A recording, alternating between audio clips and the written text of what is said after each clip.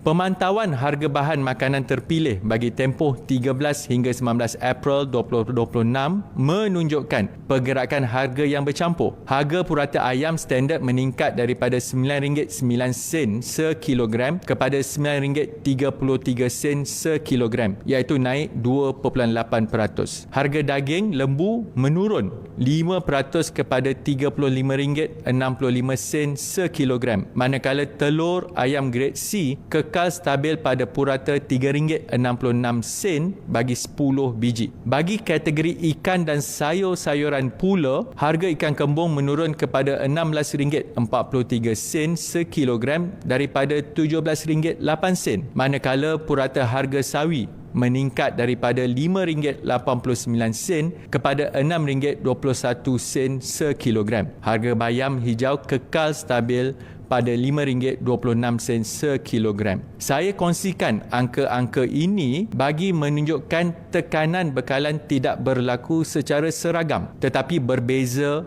mengikut kategori dan dipengaruhi oleh pelbagai faktor seperti cuaca, kos input pertanian, kos pengangkutan dan turun naik bekalan jangka pendek.